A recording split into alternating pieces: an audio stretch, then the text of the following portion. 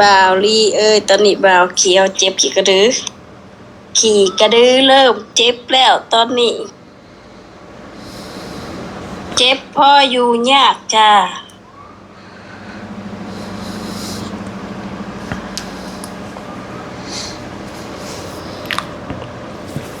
พี่น้องทักทายสบายดีนะการทักทายสบายดี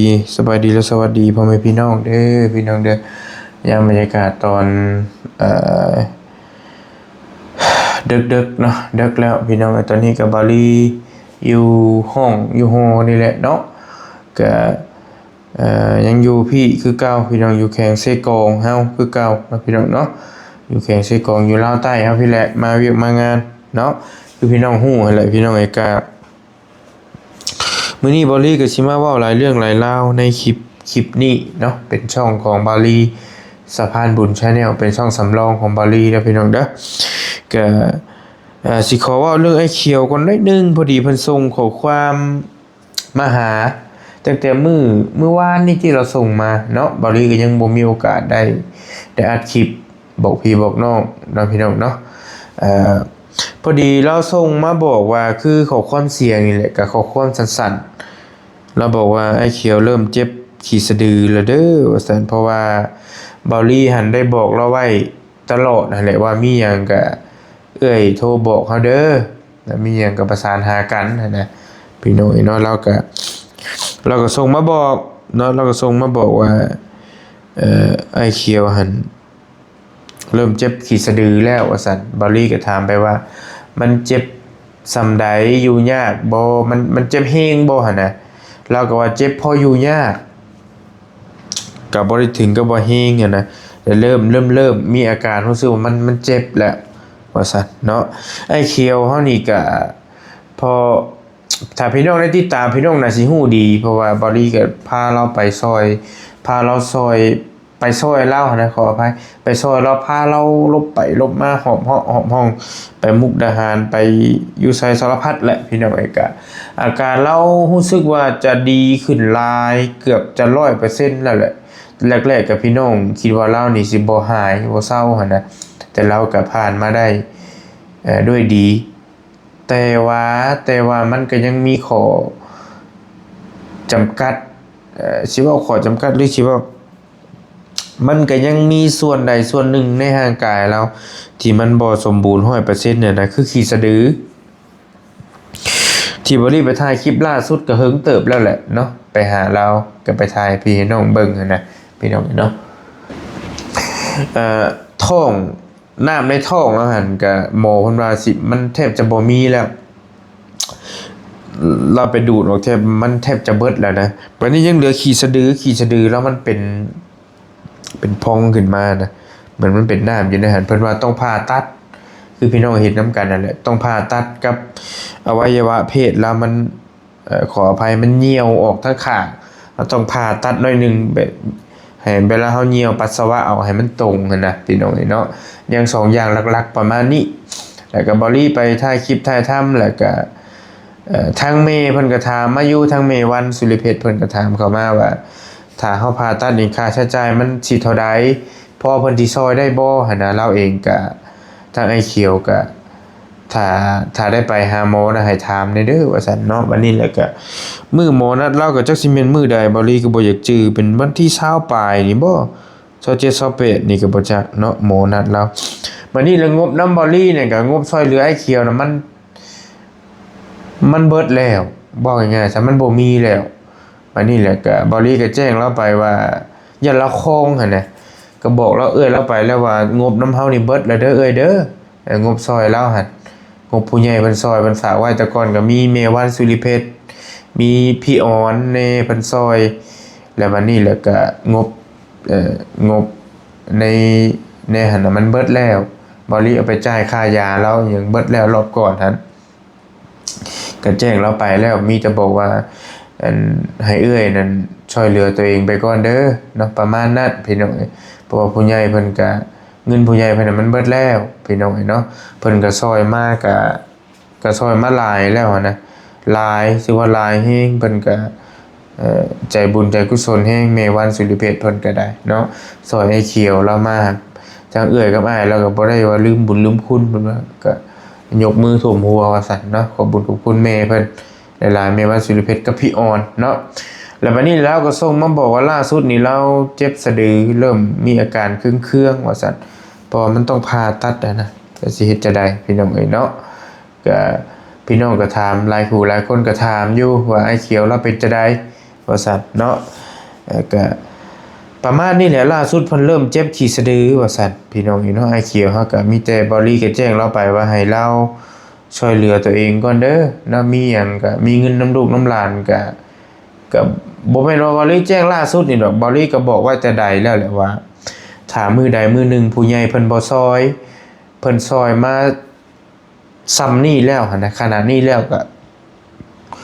ถ้าเพิ่นบ่ซอยต่อก็แม่นบ่เอื้อยหั่นช่วยเหลือตัวเองเด้อเฮาก็เว้ากันตรงๆนี่แหละตรงไปตรงมานี่แหละพี่น้องเห็นนะความจริงเป็นสิ่งที่บ่ตายก็บ่ได้เว้าเอามุกเอาใจแล้วก็เว้าตามความจริงว่าถ้าเพิ่นบ่ซอยต่อแล้วนี่จังได๋ก็เอ้ยกับอ้ายนี่เพิ่งพาตัวเองเพิ่งพาญาติพี่น้องลูกเต้าก็แล้วแต่เด้อก็บอกกับเราในนี้เราก็เข้าใจเนาะพี่น้องเราเองก็เป็นคนผู้หนึ่งที่ทุกข์ยากนั่นแหละลูกเต้าก็มีแต่ว่าเพิ่นก็ไปหาเงินทองมันก็บ่พอสิได้เห็นนะก็พอแต่กุมปากกุมท้องว่าซั่นพี่น้องเนาะเราเองก็ไอ้เขียวก็เป็นคนที่มีดินแปลงหนึงแล้วก็เฮือนกำลังสิตั้งเสาคือพี่น้องเห็นนั่นแหละเนาะเอาก็ประมาณนี้แหละพี่น้องเอ้ยเราเองก็อยู่กับตุ่มน้อยๆเนาะไอ้เขียวก็ได้เดี๋ยวพี่น้องได้ติดตามคลิปบอลี่อยู่กันนะสิพอฮู้จักอยู่ดอกเนาะว่าเรื่องราวเราเป็นมาจะได้พี่แต่ตอนนี้เราเริ่มเครื่องว่าสั่นก็เป็นเรื่องด่วนๆอยู่เด้ถ้าปล่อยไว้เฮิงก็คือสิอันตรายกับเราอยู่เนาะก็มีแต่ตอนนี้ผู้ใหญ่เพิ่นเบิดงบแล้วเบิดงบผู้ใหญ่เพิ่นนำบอลี่แล้วหั่นนะแต่เพิ่นบ่ซอยโตนั่นใดก็มีแต่ให้เราพึ่งพาตัวเองนั่นแหละคือบอลี่บอกไว้นะเฮ็ดจะได้เนาะตนเป็นที่พึ่งแห่งตนก่อนเฮาก็ปลาหอบเยาะหอบย่องนะพี่น้องเอ้ยจักสิว่าจะได้ตอนนี้ก็ได้เนาะมีแต่ประมาณนี้เรื่องไอ้เขียวเฮาเนาะก็บ่เว้ายาวพี่น้องประมาณนี้หลัก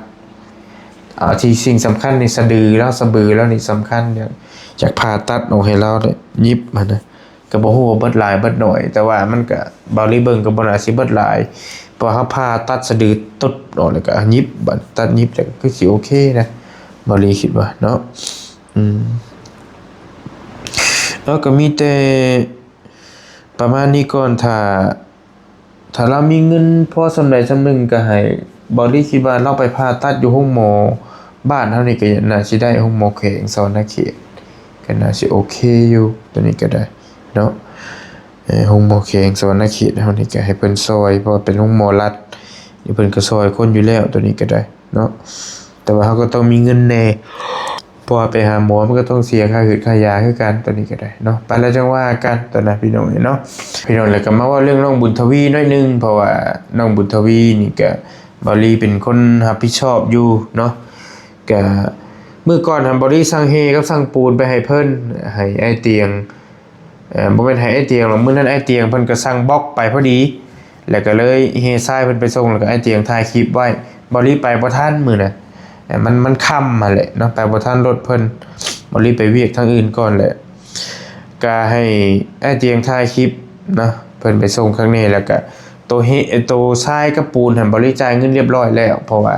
เดี๋ยวพี่น้องสิถามว่าบ่รีบ่เห็นบ่รีไปบ่รีก็แจ้งไปในคลิปก่อนๆแล้วแหละเนาะล่าสุดนี่บ่รีสั่งดินเข้าไปถมให้เราหั่นน่ะดินเข้ามาถมเฮือนน่ะพี่น้อง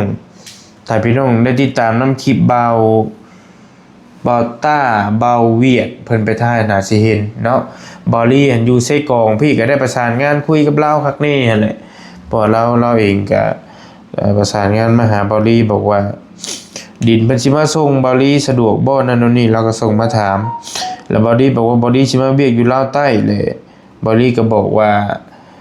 ให้เราสั่งมาโลดดินมาถมเฮือนหั่นนะเพราะบอลี่ก็มีงบอยู่ประมาณ 2,000 น้อยๆนะประมาณ 2,000 ปลายแล้วให้เราสั่งมาตอนนี้เราสั่งมาเรียบร้อยแล้วบริโอนเงินให้ผู้เพิ่นมาส่งดินนะพอดี1,200,000พี่น้องเนาะ1,200,000กับอันน่ะ กับ60,000พี่น้องเนาะนี่เด้ขอเป็นบอกซื้อเพิ่นก็แล้วกันนี่ปิดได้สิได้บอกนี่ขออนุญาตบันทึกซื้อกันหน่อยนึงปิดซื้อไว้ก่อนนะปึ๊บแมปนี่พี่น้องบริส่งไปให้เรียบร้อยแล้ว1 ล้านมื้อเนาะ1,260,000หรือตีเป็นเงินไทยกับประมาณ2,000 บาทไปตีไปง่ายๆเนาะประมาณ 2,000 บาทแล้วยังเหลือเงินน้ำบอดี้ตัวนี้เนี่ยประมาณ200,000ไปปลายนี่แหละเงินน้องบุญทวีเห็นไหมเบิดแล้วพี่น้องยังเหลือเงินเล็กหน่อยเนาะซอยน้องเพิ่นมีแต่บอดี้สั่งสั่งทรายกับสั่งปูนกับได้ดินเขาถมเพื่อนให้น้องเพิ่นเงินที่มันเหลืออยู่ครับก็แม่นว่าเบิดเรียบร้อยแล้วทางบอดี้ก็ได้เนาะพี่น้องเนาะการซอยเหลือน้องบุญทวีตัวนี้ก็บ่มีอย่างแล้วป่านนี้พี่น้องมีแต่ก็เป็นอีกเคสหนึ่งนี่ก็ได้ที่พ่อแม่พี่น้องก็ติดตามแล้วก็รู้จักกันหลายพอสมควรขออภัยพี่น้องเนาะบ่สบายอยู่แล้วบอลี่ก็ได้หากไข้นี่มื้อนี้ป่วยแล้วก็ตอนนั้นเรื่องน้องบุญทวีเนาะเป็นเคสดังอีกเคสหนึงที่พ่อแม่พี่น้องติดตามอยู่แล้วก็ตอนนี้ให้พ่อเพิ่นก่อเฮือนก่อซ่านอยู่ให้พ่อเพิ่นก่อเองแล้วก็เอาดินถมเนาะเอาดินเข้าเฮือนแล้วก็ให้พ่อเพิ่นเริ่มก่อเฮือนก่อซ่านไปแล้วก็ได้ก่อได้สำใดก็สำนั้นแหละเลยแต่งบมันบ่เพิ่นบ่มีงบต่อก็บอกเล่าแล้วบาลีก็บอกไว้โดยตลอดว่าเอื้อยต้องซอยตัวเองเด้อให้น้องๆนี่ซอยตัวเองหาเงินมาต่อเติมเองเพิ่นซอยซ้ำนี้แล้วเพิ่นซอยได้น้ำได้อีหยังต่างๆหลายเติมแล้วก็ถ้าเพิ่นบ่ซอยต่อมันบ่แล้วก็แม่นให้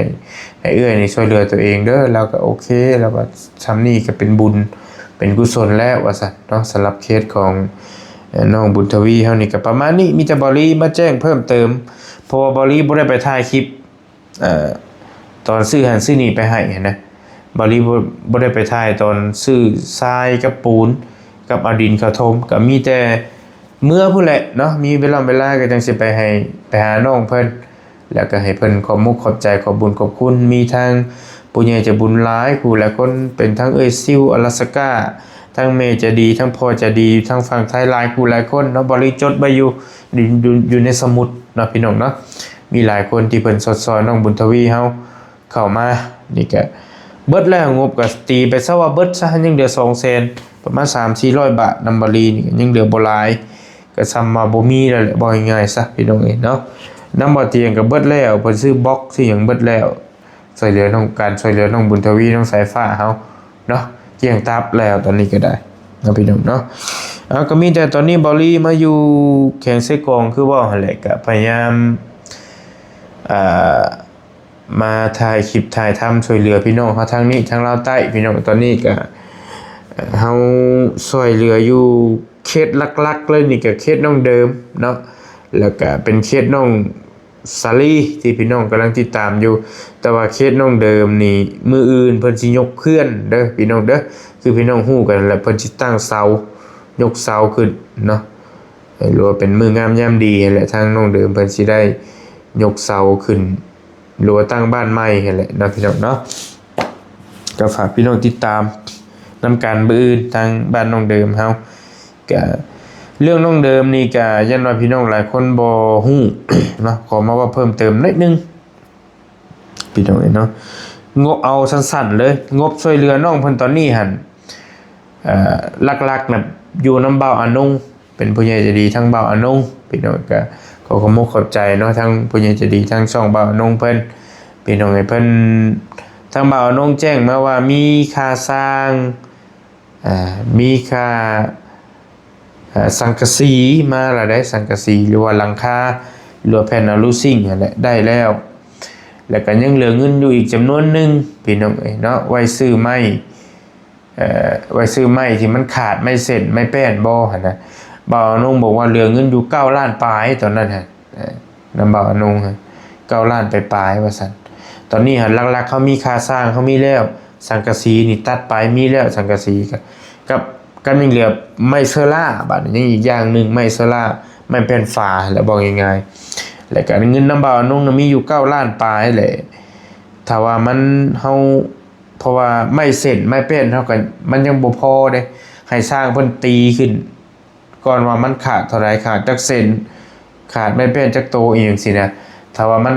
เฮาไปซื้อส่วนที่มันขาดอยู่ถ้ามันเหลือเท่าไรก็เอามาซื้อไม้แป้นฟ้าเนาะแต่ว่าไม้แป้นฟ้านี่ก็บ่รีคิดว่าน่าสิยังบ่พอเนาะขาดหลักๆเลยตอนนี้นั่นเอาง่ายๆได้ใจความมันยังขาดไม้โซล่าหรือว่าไม้แป้นฟ้าสำหรับเพื่อนน้องเดิมนี่นะพี่น้องขาดตัวนี้ขาดตัวไม้แป้นฟ้านี้เนาะแต่ว่าอาจจะขาดบ่หลายเพราะว่ามีเงินนำบ่าวนงแล้วจำนวนนึง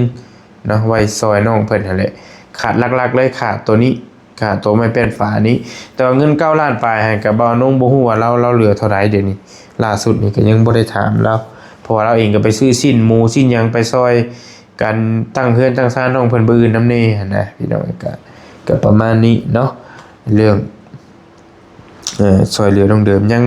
ขาดแป้นฟ้าเด้อพี่น้องแป้นฟ้านี่หลักๆเนาะแป้นฟ้าเฮานี้เนาะก็ยังก็สิขาดยังก็สิบ่หลายเนาะก็เป็นถือว่าเป็นข้าวดีก็น่าสิ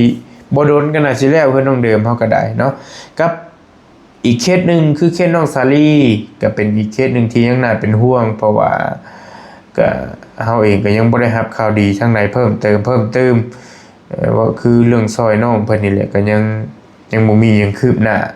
มีแต่เงินนำบ่ยาวยังเหลือเล็กน้อยเพิ่นก็สิไว้ปั๊มไม้ปั๊มหยังลงคือว่ายังเหลือเงิน2ล้านนี่แหละแล้วก็เงินส่วนที่เพิ่นให้ซื้อโทรศัพท์จำนวนนึงบ่ซั่นยังเก็บไว้อยู่เนาะแล้วก็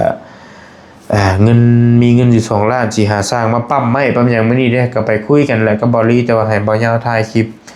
แต่ว่ามันมีปัญหากันนิดนึงทางเจ้าของที่อันนั้นเพิ่นบ่อนุญาตเจ้าของที่สวนกาแฟนั่นแหละพี่น้องก็น่าสิพอฮู้อยู่เพิ่นบ่อยากให้ตัดถ้าตัดแล้วมันสิถึกต้นกาแฟเพิ่นยันมันเสียหายมากแล้วก็มันสิหนักใจทั้งสองฝ่ายนะเพิ่นก็ว่าคิดยากอยู่เนาะกาแฟเพื่อสิปลูกมาได้ก็มันก็หลายเดือนหลายปีว่าซั่นเนาะก็บ่ว่ากันตอนนี้ก็ได้ก็มีแต่การช่วยเหลือน้องซาลีตอนนี้ก็ยังบ่มีหยังคืบหน้าเด้อพี่น้องเด้อยังคือเก่าก็เห็นใจสงสารน้องเพิ่นอยู่บ่ลีก็มื้อวานนั่นก็ได้คุยกับแม่เราก็เฮ็ดเวียกเฮ็ดงานลำบากเราก็ได้บ่ได้มีลูกมีผัวยังอยู่เป็นสาวโสดคือเก่าเฮ็ดงานเลี้ยงลูกเลี้ยงเต้าส่งเงินมาให้ลูกเราก็หลายคนเนาะคือแม่น้องซาลีน่ะก็ได้ก็บาปอยู่ว่าพี่น้องหลายคนก็ส่งมาอยู่ซอยน้องซาลีนำเด้อบ่ลีว่าซั่นเพราะว่าเราเองก็เป็นคนที่เด็กน้อยแล้วก็เป็นน้องน้อยกำพร้าแล้วก็เลี้ยงน้องอีกหลายคนนั่นน่ะก็เป็นแต่กระบาปว่าซั่นเนาะก็อยากซอยให้แล้วบ่ลีก็จะสิเฮ็ดจะได้พี่น้องก็แล้วแต่ทางผู้ใหญ่จะดีเพิ่นสิเมตตาตอนนี้ก็แล้วแต่บุญกรรมวาสนาแล้วแต่บุญวาสนาของน้องเพิ่นเนาะก็ว่าให้บ่ได้ตอนนี้มีแต่บ่ลีอยู่แข่งเซกองเด้อพี่น้องเด้อเนาะตอนนี้ก็อยู่กับบ่ยาวลงมาเวียกอยู่พี่กับบ่ยาวบ่เตียงเพิ่นก็บ่ได้มาพี่น้องเนาะก็ประมาณอีก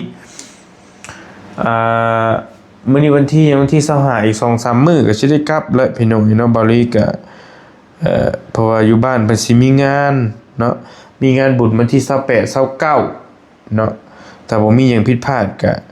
บ่ลีอีกมื้อ 2-3 มื้อนะประมาณวันที่28ตามที่ได้คุยกันสิได้กลับบ้านแล้วเนาะพี่น้องสิได้เดินทางเมื่อ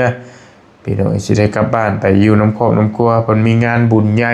งานบุญบั้งไฟไผว่างก็ไปหลิ้นเด้อพี่น้องเด้ออยู่บ้านบ่ลีตอนนี้เฮาก็มาเก็บเวียกเก็บงานมาซอยเหลือพี่น้องเฮาอยู่ทางพี่ก่อนอยู่ทางแข่งไส้กองเด้อพี่น้องเด้อเมืองท่าแตงไปเมืองละมามบ่ไปกันอยู่ทางนั้นก็ไปซอยเมืองละมามเมืองท่าแตงนี่แหละไปอยู่เนาะไปค่อยๆซอยกันอยู่เมืองท่าแตงก็เป็นบ้านน้องซาลีบ้านน้องเดิมนี่แหละที่พี่น้องรู้จักเสียงจังได๋แล้วก็ไปเมืองละมามก็ไปซอยหลายคู่หลายคนทางนั้นก็ได้ไปเอาแหละพี่น้องมันก็ดึกแล้วก็เสียงดังเนาะบ่ลีก็ได้อัดคลิปแล้วก็สิขอพักขอพรก่อนบัดนี้เนาะพี่น้องเนาะข ขอตัวจบคลิปปิดคลิปเพียงเท่านี้ก่อนขอขอบคุณขอบใจขอขอบคุณขอบคุณพ่อแม่พี่น้องบัดจุกุทุกคนที่ติดตามให้กำลังใจทีมงานเราโดยตลอดมาเนาะสำหรับคลิปนี้บารีก็ขอฝากพ่อแม่พี่น้องบัดจุกุทุกคนเนาะบ่ว่าสิเป็นเรื่องหลายๆเรื่องนั่นแหละที่